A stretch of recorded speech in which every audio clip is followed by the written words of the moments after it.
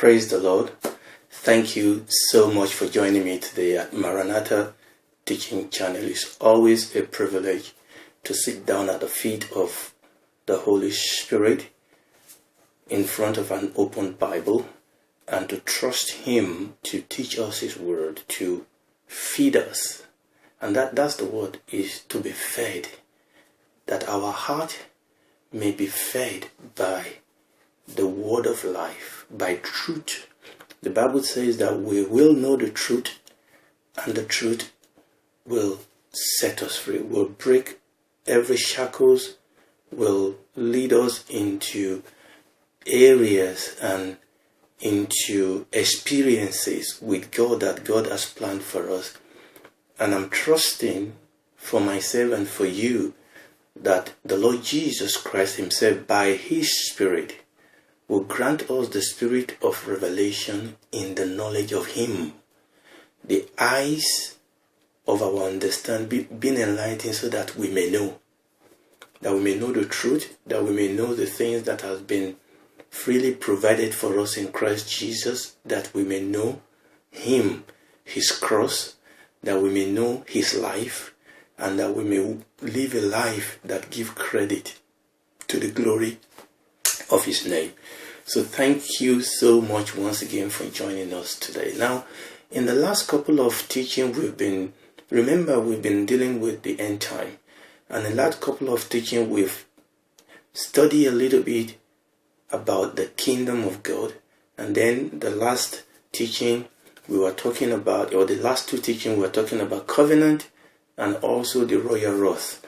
Now, starting from today, by the grace of God, we want to move this forward.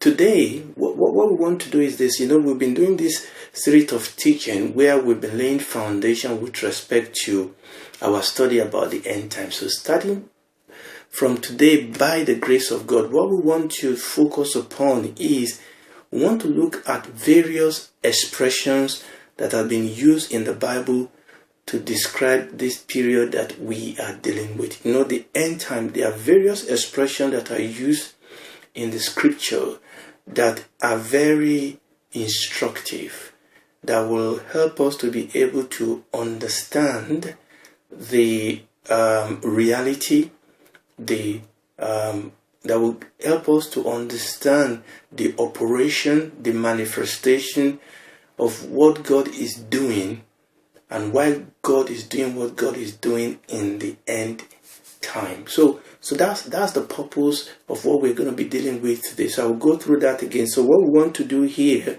in the next couple of teaching is for us to focus on some of these key biblical phrases so that it can help us to understand God's revelation about the future. So starting from today, we will start with the phrase, the day of the Lord. Have you heard that phrase before?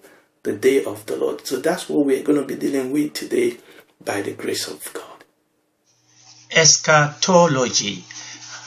Right. The word eschatology is the term that is given in systematic theology to the area concerning the last thing. So all these issues that we've been dealing with, you remember what we have been about. We've been trying to study the end time. So far we've been laying foundation, but we need to define these terms now. So eschatology is the area of systematic theology, is the technical term that is given to this area of study concerning the last thing. Eschatology is a Greek word that derives from two Greek words. The first one is eschatos, and eschatos deals with it means the last or the final. So eschatos talk about the last or the final, and logos deals with study. You understand when we talk about logy, biology,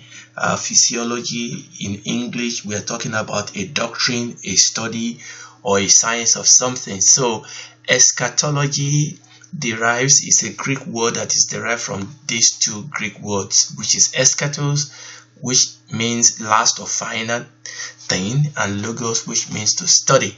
So Eschatology is the study of the last things, or the doctrine of the last things. So eschatology is that area of theology, is that area of revelation. Eschatology is the biblical revelation with respect to the things that are going to happen at the last time, at the end of time, at the end of the world. So that is what eschatology is all about, and the Bible has a lot to tell us and a lot to reveal to us as to what is going to happen at the end of the world. And we've said over and over again that this is not just an intellectual activity. It's not just something we are doing just for mere intellectual satisfaction. It is what we are studying, number one, because it is it is an important part of biblical revelation, number one. And number two, the Bible says that we should not be ignorant of the things that are going to happen in the end of the age. So this is one of the reasons that we are studying this thing. And number three, it is one of the ways that help us to know who God is and the power, the glory of God, His plan and purposes. And we have studied a lot about the importance of prophecy, and all that also can apply to this area of study, because this eschatology is an important part of a major part of prophecy. It reveals to us the power and the glory of God. It is one of the strong evidence for the divinity of the Bible and the existence of God, and it's also a very important tool for evangelism. Now, we need to understand that even though eschatology deals with the future, it is rooted in the historic life of our Lord Jesus Christ, his death and his resurrection. So it is very important that the future is in the past and the past is in the future. So it's all about God, His kingdom. It's all about the Messiah, His kingdom, the person and the nature of God. It is God working out His plan and purposes, and that we must understand. Somebody said, it is not the unknown of the future, but the known in the future that is decisive for eschatological reflection. It is the known in the future. So we've gone to the future. It is not the unknown. It is not to tickle our ego. No, it is the known. It is the known of God. You see, we've gone to the future to see what God is going to do, why God is going to do what He's going to do, and how that influences and affect the manner of men and women that we ought to be. So understand that as we study the future, we are studying it to see God, to understand the purpose and the will of God, and also to know what manner of men and women we ought to be. The day of the Lord. When you study the end time, you will come across this phrase, the day of the Lord. This is a key biblical phrase in our understanding of God's revelation about the future. It's very, very important for us to have a good understanding of what the Bible means when we talk about the day of the Lord. Now, for us as New Testament believers to understand what the day of the Lord means, we need to go back to the Old Testament prophets. We need to see how the Old Testament prophet uses this phrase, the day of the Lord. The day of the Lord, this phrase appears about 19 times in the Old Testament. And you will see this word used in two major prophetic books, and that is the book of Isaiah and the book of Ezekiel. And you will also see the word used in 6 of the minor prophetic books, that is the book of Joel, Amos, Obadiah, Zephaniah, Zechariah, and Malachi. In other words, this phrase is very, very important for us to understand if we want to have a good understanding of God's revelation about the future.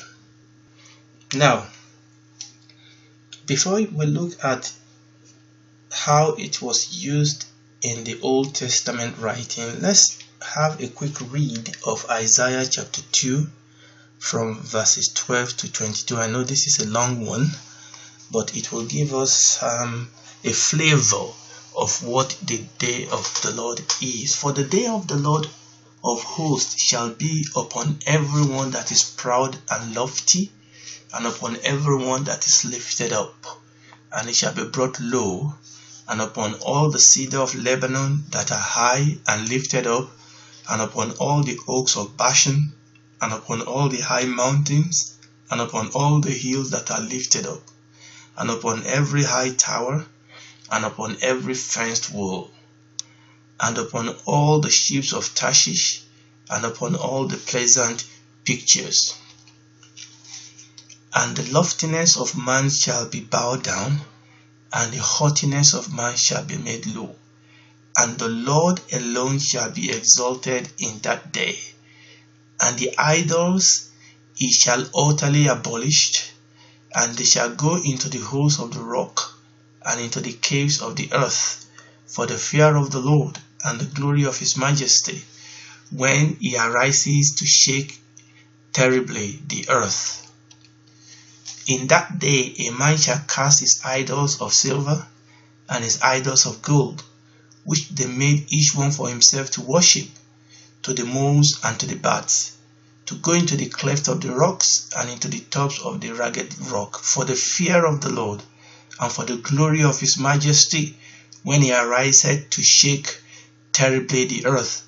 Cease ye from man, whose breath is in his nostrils, for wherein is he to be accounted of? That Isaiah chapter 2 that we have read gives us a very good flavor of what the day of the Lord is. And when you read through that, I'm not going to do an exegesis of those verses, but it will give us a good idea of how, or the meaning of the day of the Lord as it was used in the Old Testament. And what we'll see is that the day of the Lord was used in the Old Testament in two ways. They use it, number one, it has a near historic fulfillment. That when they speak about the day of the Lord, they are speaking about an event that had a near historic fulfillment, that God was going to do something, like we read, that God was going to intervene in the history of man, in the history of his people Israel, in a near future. So the first thing we'll say is that there's a usage in which the day of the Lord has, in the usage in the Old Testament, a near historic fulfillment, and it conveys a sense of imminence, a sense of nearness, a sense of expectation. In other words, God's people are expecting. Understand that for the most part of their existence, they were being ruled over by Gentile nation. They were in exile for most of the time. They were killed many times. They were under oppression. And this day of the Lord was an expectation that the Lord was going to intervene in the affairs of his people. And we are going to see what that means, the ramification of that. But the first thing I want us to say is that when the Old Testament prophet uses this word, the day of the Lord, number one, there is a sense of a near historic fulfillment. There is this, in this sense, it conveys a sense of imminence, a sense of nearness, and a sense of expectation. Like Isaiah said in Isaiah 13:6, he said, "Wail, for the day of the Lord is near." So there is a nearness to this understanding of the near historic fulfillment of the day of the Lord. You can also see Ezekiel 30, Joel 2, Joel 3, and Zephaniah 1, where you can see an example of the day of the Lord being used with respect to near historic fulfillment. But also, when you read the Old Testament prophetic writing, you will see that they also use this word, the day of the Lord, in a sense of an eschatological fulfillment. So they also speak of the day of the Lord in a sense of something that have a far future eschatological fulfillment. And you can see that in Isaiah 2, Isaiah 19, Jeremiah 30. So what I've said is that when you survey the Old Testament prophetic writing, you will see that this term was used in two senses. Number one, as a near historical fulfillment, something that they were expecting that will be fulfilled in their history and in their experience, but also as something that was going to be fulfilled when the Messiah comes. So there's a sense in which they use it for the future eschatological event. So what were the prominent themes when they speak about the day of the Lord? Now we know that they use the Old Testament prophet used this word two ways. Number one, that which applied to their present experience, that even though we are under the burden of the Babylonians, even though we are under the burden of the Medo-Persia, but we know that our Lord, our God, that Yahweh is going to intervene, that there is coming the day of the Lord. So what was the prominent theme when they used this phrase? Number one, when they use the word the day of the Lord, they are talking about God's special intervention in the affairs of human history. They are talking about, they are expecting that God will intervene in the affair of his people Israel, that it will bring them deliverance, but also it will bring judgment to their enemies. So when they talk about the day of the Lord, they are talking about an intervention of God in the affairs of his people, and also with respect to the Gentile nation. So the prominent theme of this phrase, the day of the Lord, is God's judgment of sin.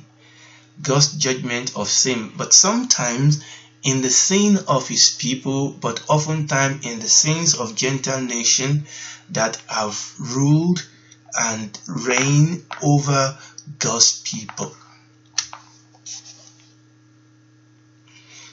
So when we understand the day of the Lord this way, then we will understand that the inevitable outcome of the day of the Lord, as understood by the Old Testament people, is that God will finally vindicate the righteousness of his people against their enemy. So that is what the people of God expect, that God will intervene and vindicate the righteousness of his people against their enemy, that God will judge their enemy, that the Lord will then consummate and establish his kingdom on earth. So this was the expectation, that God will forgive his people, he will deliver them, he will restore them, and in his kingdom they will experience eternal blessings. And that is what we read in Isaiah chapter 2 verse 17. In ESV it says, the arrogance of man will be brought low, and the pride of men will be humbled, and the Lord alone will be exalted in that day. So for the children of Israel, as per their own personal experience, the day of the Lord is all about forgiveness and deliverance from their oppression, the vindication of God, that God is God, the vindication of the righteousness of his people, the overturn and the overrule and the destruction of their enemy, and the consummation and the establishment of God's kingdom, the consummation and establishment of David's throne, and the rule of God's Messiah, bringing blessing and bringing restoration to his people. Now that we understand the foundational use of this phrase, the day of the Lord, let's now look quickly at the usage of this phrase, the day of the Lord, in the New Testament. The phrase the day of the Lord appears 4 times in the New Testament, in Acts chapter 2 verse 20, 1 Thessalonians chapter 5 verse 2, 2 Thessalonians chapter 2 verse 2, and 2 Peter chapter 3 verse 10. We will read just one of these scriptural references, 2 Peter chapter 3 verse 10.